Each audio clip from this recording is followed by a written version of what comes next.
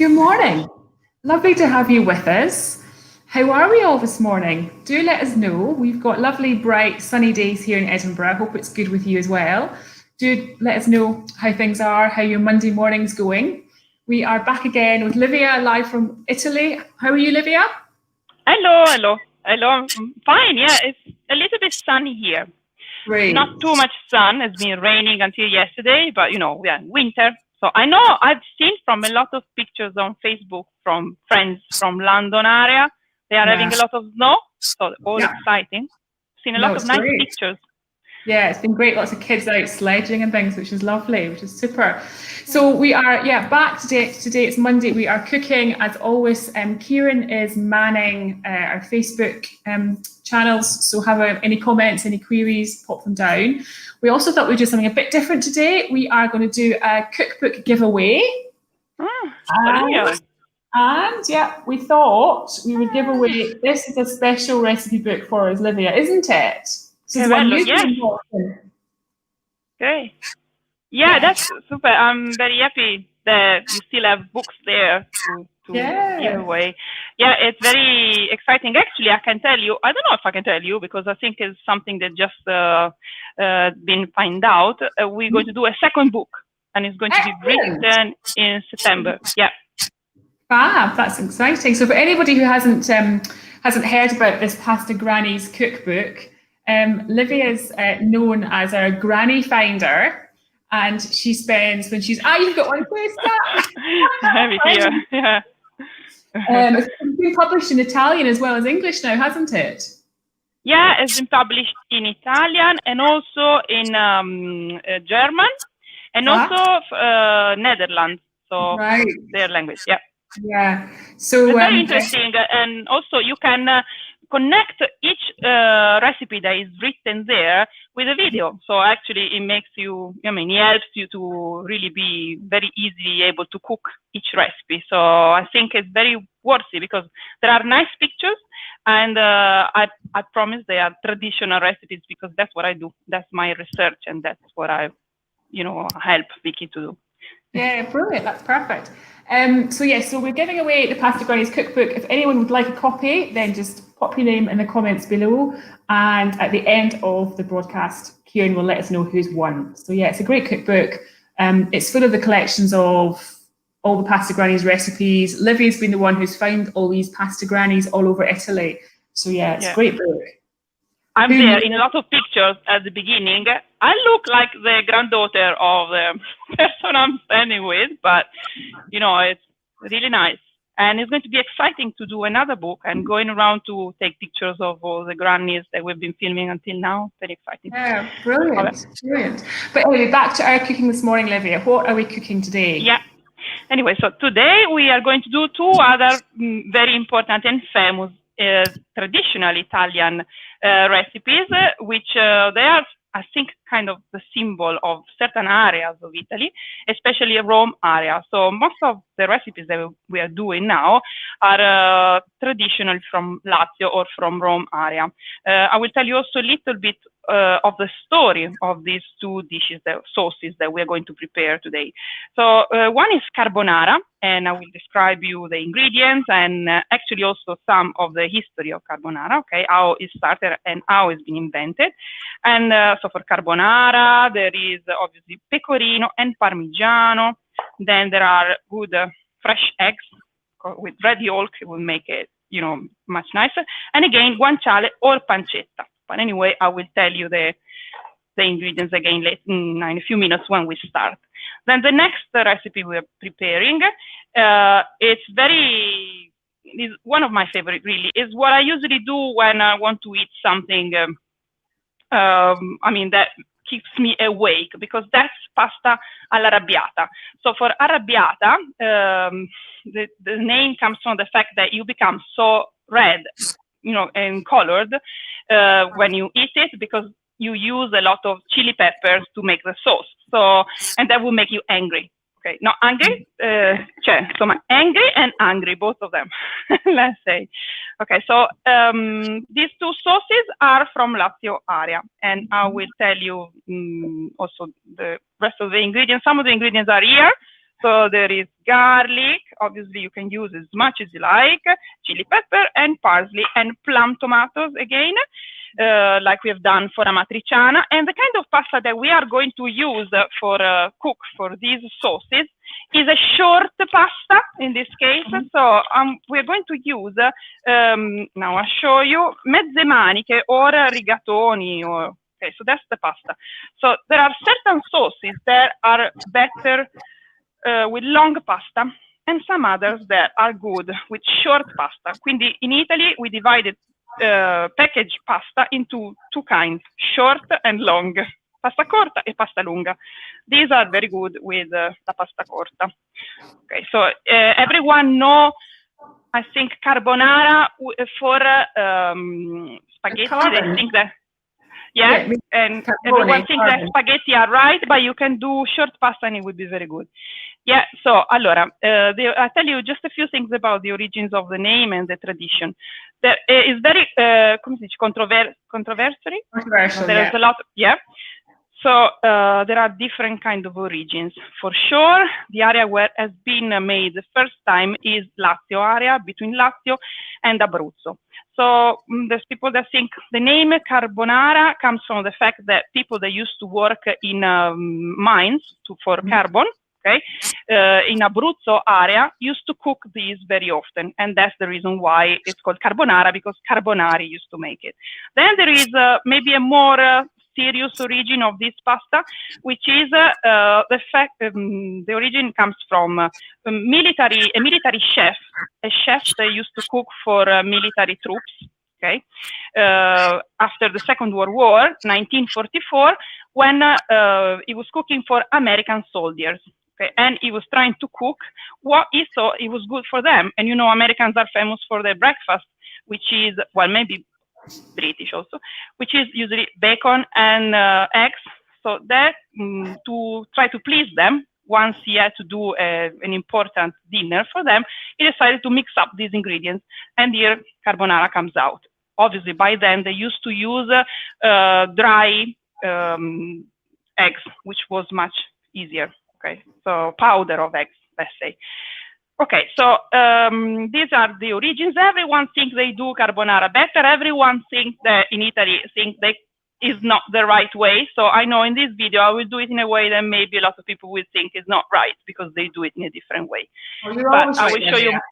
I will show you my version, and I will tell you how I've researched about that and how I end up to cook it this way. Making me hungry already, Livia. Now I will turn on the water, and I will start first with all'arrabbiata, because it needs to cook for a little bit longer. Obviously, there's tomato. Again, we're going to use plum tomatoes. So I start with the water, and I will cut the ingredients that I got here, which are, as you can see, garlic. And then, okay, the pan is on already. We need olive oil, and then garlic, then some chili, and then the plum tomato in a few minutes. Okay, I like to leave the garlic in quite big pieces. That way, when they are cooked in the sauce, I will mash them with a fork, and that will make like a garlic paste in the tomato sauce. Okay, which will make it nice, very nice. Okay, so I don't want to again burn the garlic, because if you burn it, then the flavor is quite bitter and it's not good. Okay. So we just want to flavor the oil with some bits of garlic. Then I add the chilies. Again, these are my dry chilies that I got from Calabria. You need to be arrabbiata, as I was saying. You need to turn your color into red when you eat it. So you need to have quite a lot of chilies. Okay. And then we are going to add plum tomatoes. I like to make it quite rich in tomato sauce, so I suggest you to, when you cook it, to be generous with the amount of tomato sauce that you will use. Oh, I'm dirty everything here. Okay, it's because I had the pot on since a while. I'm adding some more because I really like to make it saucy. I always like to use, I prefer to use plum tomatoes than tomato sauce because then passata, because passata gives too much color and it's too intense, as I always say. Plum tomatoes are just right. They are exactly like a fresh tomato would be. So they are the best compromise when it's not summer and you cannot use fresh tomato. You cannot make your fresh tomato sauce. Okay, now we leave it to cook. I'm going to add a little bit of salt and pepper, but we leave it to cook, and then I will start with the other salt, some pepper. Great. And for anyone who is wanting the recipes, we were very organised, Livia, weren't we? We've got them up already on the blog. We've got both recipes up. Since Wednesday, maybe. We're getting better at recipes. If anyone's looking for a copy of the recipe, then Kieran's going to pop the recipes in the comments below. So kind of the recipe there or pop onto the blog. Okay, so I really like arrabbiata. So that's something I like to cook. When I like to eat it, I also like to cook it, and I found my way to do it. So this was my way. I think that's something that happens to anyone. If you like to something, if you like to eat something, then you will end up cooking it better.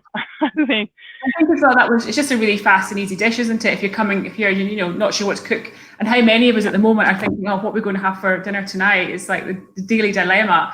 That's a really easy recipe, and it's ingredients that can be in the store cupboard. It's quick and simple, which is perfect. I'm just having a look. I think we've got a few people looking. If anyone's not yet pop their name down for a copy of the book that we're giving away today, then please do.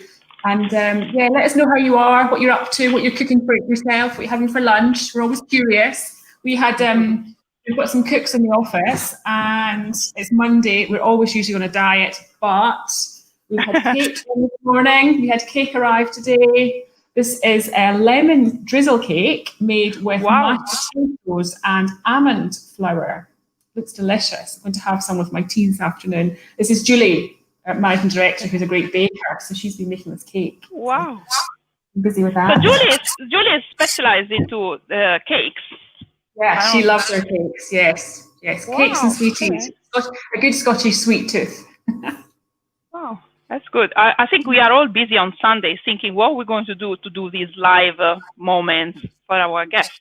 So Julie is making a dessert, and me and you are talking about what we should cook and what's the recipe. So that's good. It's a good way to keep company, I think, to everyone. I think maybe you should do it every day. With other, but it's a way, like to be up to date and see if everything is fine, and so. Yeah, I think it's good just to be together, isn't it? Everyone connects. It would be nice. On Thursday evening, we had a wine tasting, and there was about 25 of us online. And you were there as well, Livia. It was lovely. You were there. It was a bit like a night out. It was really a good wine tasting. I think it was really good, even if can you hear me? Can you hear me, Lon? Are you okay? Okay, you can hear me because I've seen everything blocked, but if you can see me, that's fine. Here seems to be working. Okay, so I don't know. I cannot see you, but that's fine. So I think the wine test. Can you hear me? Yeah. Okay, so I think it was really great, even if I didn't have the wine. So I think it's a good idea because we don't have. Yeah. Livia, you had like 5 bottles of wine. You posted a picture on Facebook. You had whole bottles of wine on Thursday night at the wine tasting. I know. For 4 or 5 or 6 bottles of wine. It's just that I end up to have a lot of wine from Piedmont because I love Piedmont, and I go there very often. Actually, once a year to do like a walk in the middle of vines. And each kilometer you get to taste all the different varieties of wine, all the producers, all the bottles. So it's really good experience. So I really like Piedmont. And I think it was a good time that we spent together on that evening because it's a way to chat about the region, which I find it very important because, I'm Italian, very proud of here. And also I think it was important to know what you have to expect from certain wines. More than, even if when they tell you, you should taste almonds or blackberries, blueberry, whatever, is always quite personal. So it's not always really easy to figure out what she's saying, right? But I think it is nice, even just to hear talking about certain wines, from certain regions and know what to expect. So I liked it, even if I didn't exactly have the right wines that you were having. Yeah. But that was great.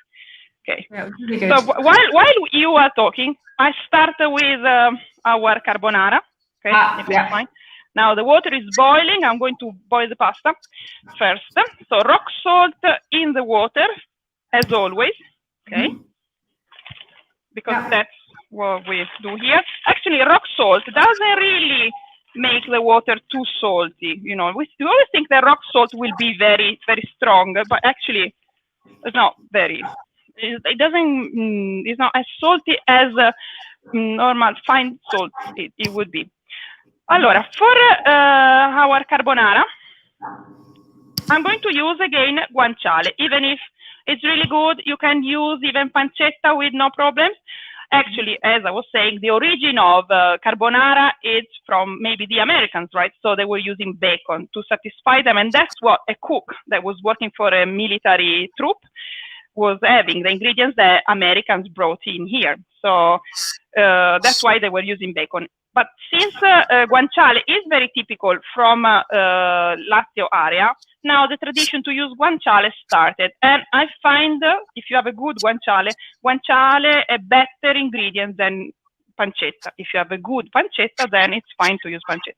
Again, guanciale is the cheek of is this part of the neck of the pig. It's more delicate flavor. There's no need to use any oil, because what you have to use is the fat that comes out from the cooking of the guanciale.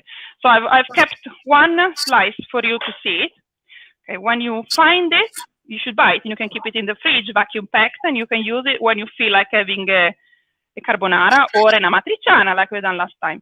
So I'm going to take off some of these, if this is too much, some pepper, yeah, and some of these other bits. I've already cut it here, okay, so just be faster, okay, and then we are going to use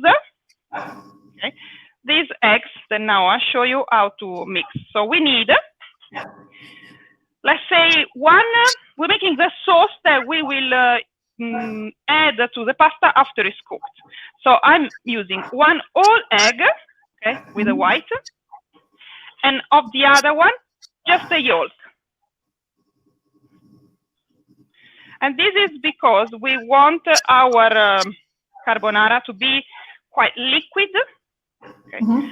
There's a lot of discussion about using other ingredients, like, for example, using cream in the carbonara, but actually in a restaurant, sometimes I tend to use it because it's quite complicated when you cook for a lot of people and fast obtain the same result that you would do at home.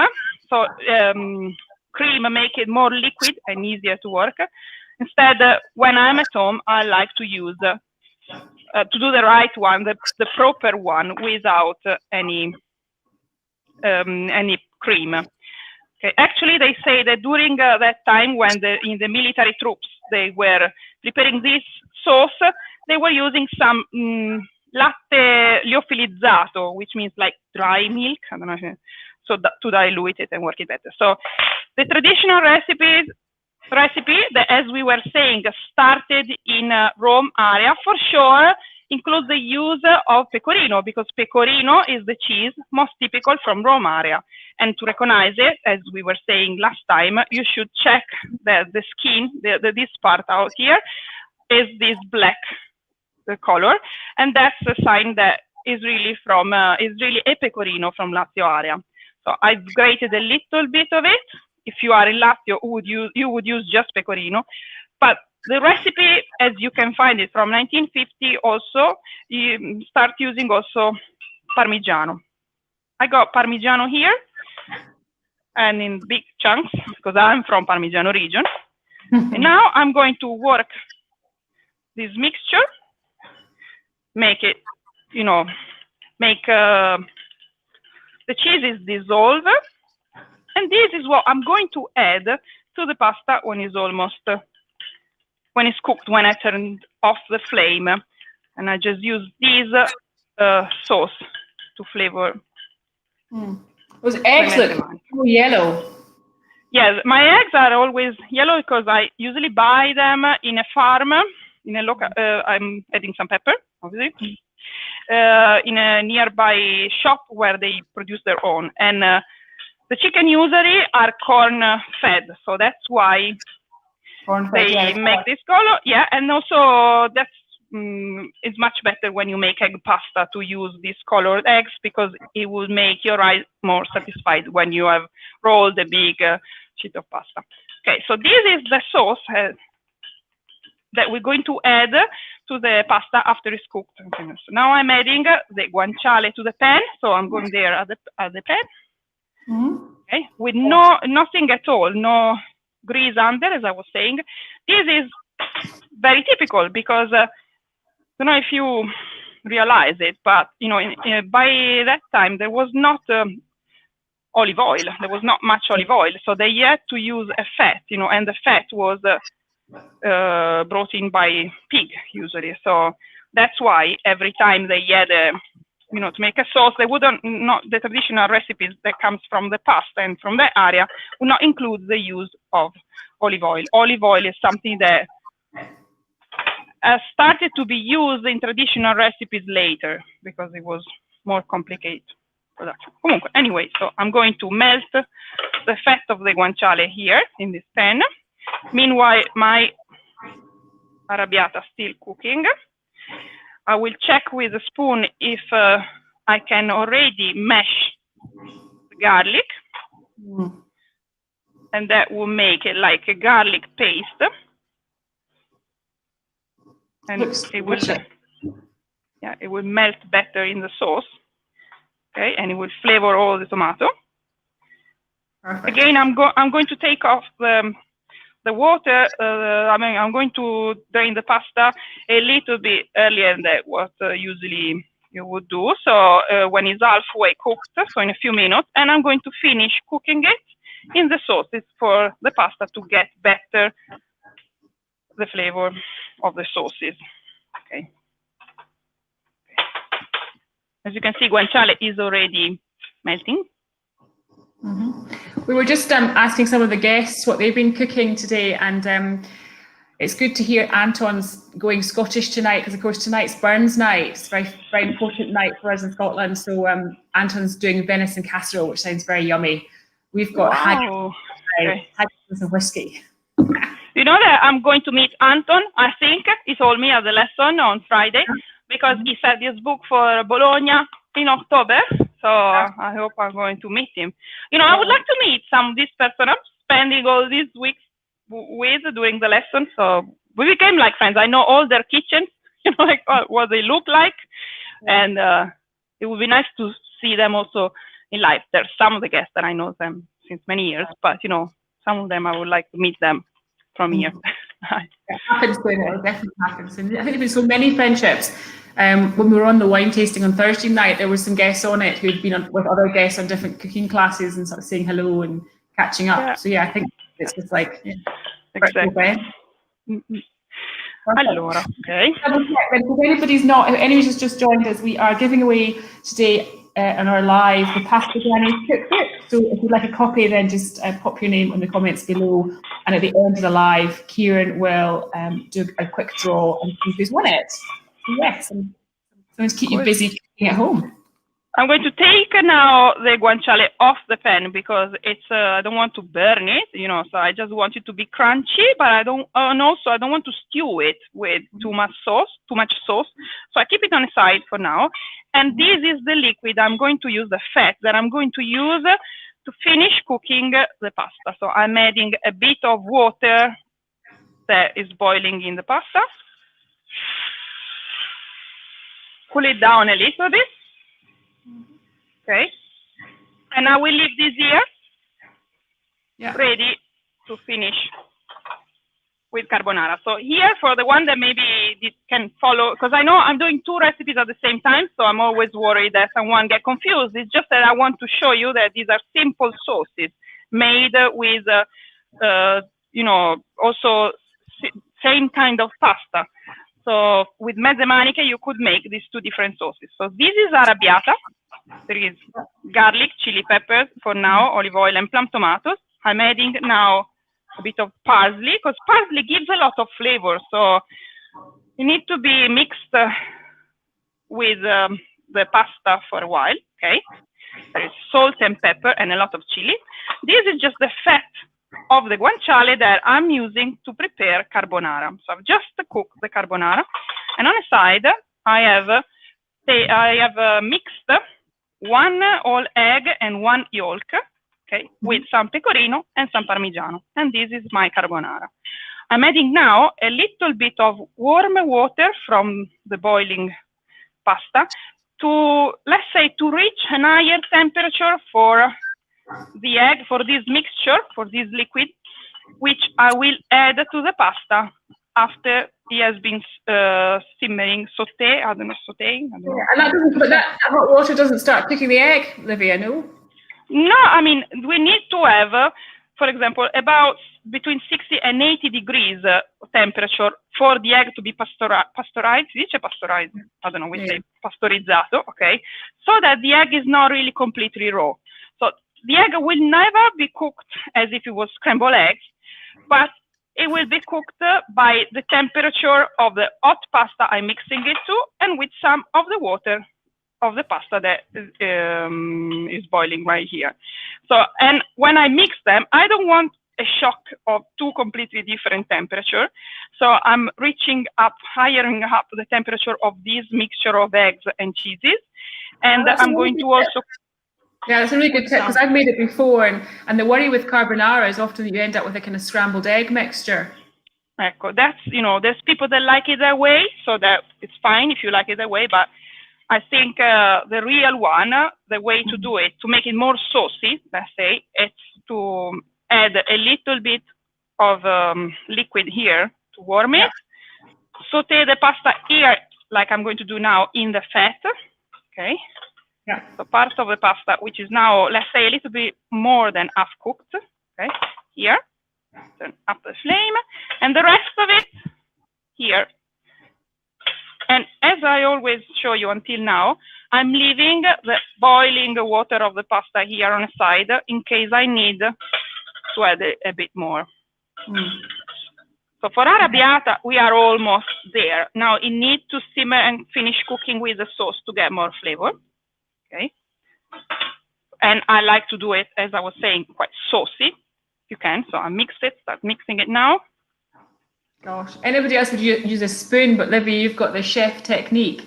That's because, you know what, this is very useful. If you learn how to use it, everyone would do it. You would use it too, because it doesn't break the pasta. It doesn't mess up with what you're cooking, with the shape of it. Instead, if you use a knife or if you, a fork or a spoon, you would risk to break it a little bit.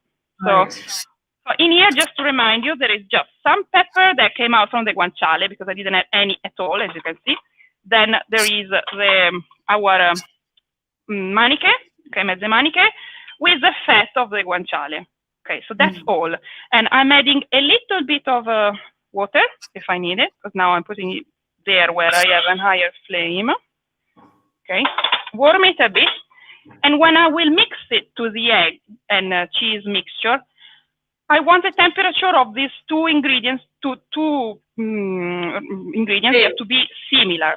Okay, so it doesn't have to be too different. So that's why I've warmed this with a bit of water. Okay.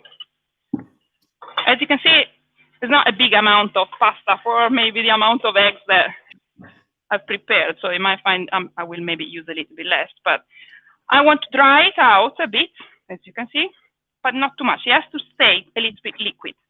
Yeah, now I turn pasta. It's got a lovely color. So now I'm going to turn it off now. You see, it's still a liquid. There's a little bit of liquid, as you can see. I turn the flame off of this hob, okay? And I'm adding the mixture of the egg, because these don't have to be cooked. The egg don't have to be cooked. So if you see any thicker bit is the cheese that didn't melt well. As you can see, I'm not doing it on the hob. No. I'm trying to do this at the same temperature. So you could have also, if you had time, you could have waited a little bit longer to cool down the pasta, and then add the egg mixture so that the temperatures are very similar. Okay, so I leave it here. It's off. I'm going to add a bit of pepper, because that's what I got used to. I got used to a lot of pepper in carbonara, even if I'm not sure that the name got something to do with it, because originally they were thinking that the black color of the pepper reminds you of carbon, whole, but actually it's just the fact that carbonari, people that was working in mines used to make it, because there was a pasta in Abruzzo made with cacio and uovo during that century. That was very traditional. So, okay, so now I am ready. I'm adding now the guanciale. Okay, and I can mix it with a little bit of more water. Great. Always the flame off. As you can see, it didn't end up to be scrambled eggs. No, and no cream inside, just a creamy sauce. Not at all. Yeah, just a creamy sauce obtained with the water of the boiling pasta and the eggs. One all and just one yolk. Instead, this is arrabbiata. I really like this kind of pasta. Can you find mezze maniche in UK? Yes, I'm sure. Yeah, you can. Yeah. Okay, because I like it because I don't like penne much because they are too big, and I think these are more delicate. I think they're more delicate and also not as big as. Okay, and if you go to restaurants in Rome, they would ask you, if you want carbonara, they ask you which pasta you would like carbonara with. So it's not compulsory they have to be spaghetti. It can be other kind of pasta, even amatriciana, as we were saying last time. Yeah. And I said it earlier, if anyone's looking for the recipes, and Kieran's popped the link in the comments below for the recipes, and we popped on the blog as well. So it's really simple though. It's very easy, isn't it? Just a few ingredients. Okay. I'm using my new two different kind of Apulian dishes. Okay. So if you were here, you would have loved the smell of garlic in arrabbiata, I think. This looks gorgeous, I think. I see. Yeah, delicious. Okay. Is that more chili you've added or no parsley? No, just parsley. I think it goes very well with chili and garlic. So the same as we have done with aglio, olio, peperoncino. So delicious, Olivia. That looks brilliant. That looks great. So yeah, and just double check. I think Kieran's going to pop through. We've been giving away this cookbook throughout this live. I think Kieran's going to pop through the name of the winner now, because that's us about to finish. So thank you. We'll try and get another cookbook for next week to give away. Get that one out in the post. Yeah. Very good. Jane, she's always there. She do all the lessons all the time. So, but not just Jane. A lot of other, even Maureen, I see her all the time. So perfect. Yeah. Livia, I just wish I was there. I can almost smell it. It looks fantastic. No, this time I'm very happy because I really like this. I really like arrabbiata. I do it very often. Arrabbiata is my favorite. Perfect. I've just spotted Kieran's just popped up a wee note to say it's Minette who's won. Well done, Minette. Minette's won the Pasta Granny's cookbook, so we'll get that off to you. Okay. Great. So for Minette, I know she's a keen cook, so that's going to go to a good home. Yeah. Lovely. Great. And Livia, what are we cooking next week? Allora, I'm thinking, since I've learned yesterday when we've done the vegetarian lesson that January for you is a vegetarian month, or also Monday, as you were saying, will be vegetarian. Meat-free. We could do something about, for example, I was thinking fennel, which is something very good for health that you could eat in salads, different salads from the south, or also you can boil it and make like a parmigiana with fennel. And then I think we will keep doing 2 lines of these live moments at 12. One will be the sauces. So we still have to do the real ragu sauce from my area, and many other sauces for pasta. And also it would be nice to keep doing some vegetables sometimes that you can find easy also in UK and learn different ways to cook them. No, that's great. And if anybody else obviously has any ideas or any recipes they'd like to see us cook, or see you cook, not us, then just pop them in the comments below. We'll be happy to include them, because yeah, it's just great to get some new ideas and get some new inspiration for what we're going to cook at the moment, since we're all stuck at home, which is lovely. Right. And Livia, what are you cooking for the rest of the week? You're doing aperitivo with us on Friday night. Yes, I'm doing the aperitivo, which is very popular. I think I see always very full, and we have a lot of fun. Also, usually most of them don't really cook, but just enjoy a glass of wine or of the drinks that we are doing. Yeah. So Garibaldi is going to be this week, yeah. And so it's very nice. It's really a way to relax on Friday evening. So I really like it. It's very relaxed. I think anyone who's watching, they must realise that Livia likes if you cook along with her, but she'll let you off if you just sit and watch and drink wine. It's all right. That would be me, sit and watch and just drink wine, which is great. And then on Sunday, you do a Sunday lunch. Yeah, on Sunday, we're doing the normal Sunday lunch. So it's going to be 3 very interesting recipes. That it takes a little bit longer. They are busy, but every time, usually, they are like family lunches prepared all together with the husband, or even just part of a family business, preparing a Sunday lunch. Or there's even people just watching, but then they're very hungry at the end. I'm hungry, yeah. It's funny, actually, we have a group, so people, they've all booked on it. So different groups of friends, for example, have booked onto the lunches, and it means they can kind of all get together sort of virtually as well and cook together. That's been really popular, actually. It's worked really well. Quite a few private groups for that too, which is great. So keeping busy cooking, which is great, Livia. So we'll see you next Monday at 12. Great, super. Yeah, I hope you're all well and have a good week, and we'll see you all next week too. Okay then. Have a good week. Yeah, bye now.